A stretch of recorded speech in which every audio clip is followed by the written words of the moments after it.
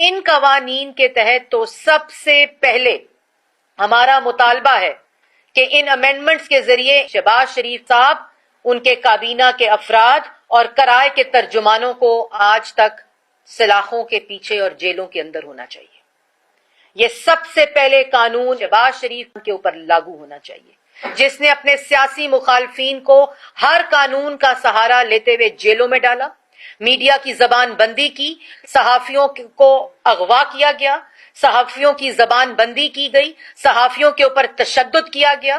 لیکن میں یہ بھی کہنا چاہتی ہوں، کیا آپ کے پاس 22 کروڑ عوام کو جیلوں میں ڈالنے کے لیے ڈالے موجود ہیں؟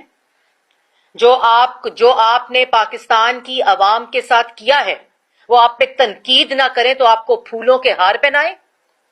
ہر گلی میں، ہر محلے میں، ہر شہر میں آپ کے خلاف تنقید ہوتی ہے، کیونکہ آج عوام کے پاس کھانے کو روٹی نہیں ہے، آج عوام کے پاس دوائی لینے کے پیسے نہیں ہیں، آج گھر کے کرائے دینے کے پیسے نہیں ہیں۔ آپ نے معیشت تباہ کی، روزگار تباہ کیا، آپ نے ملک کو مہنگائی کی بھٹی میں جھونکا۔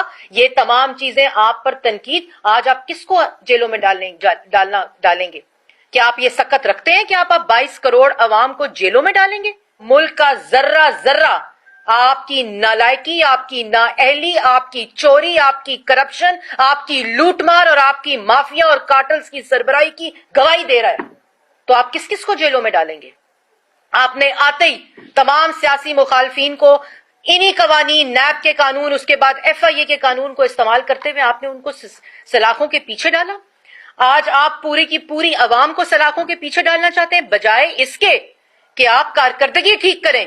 آپ اس ٹاک شو پہ بیٹھے ہوئے جرنلسٹ اور اینالسٹ کو سزا دینا چاہتے ہیں جو آپ کی کارکردگی کو پاکستان کی عوام تک پہنچاتی ہے، اور پاکستان کی عوام کا یہ حق ہے کہ رائٹ ٹو انفارمیشن ان تک پہنچے۔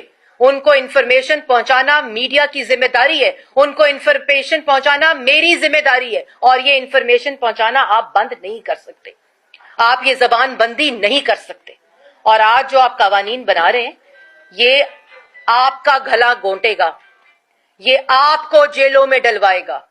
اور یہ ایک اور بات میں آپ کو کہنا چاہتی ہوں کہ آپ نے جن کے لیے یہ قانون بنایا ہے، جس میں میڈیا کا ایک بہت بڑا حصہ آتا ہے، سیاسی مخالفین کو تو جو بدترین بدبودار احتساب کے غاب میں اس کے نام پہ آپ نے جو ظلم کیا، اس کا جواب تو آپ کو پاکستان دنیا میں بھی اور آخرت میں بھی دینا پڑے گا، کیونکہ بے گناہ کو جیل میں ڈالنے کی جو سزا ہے وہ آپ کو اس کا جواب دینا پڑے گا۔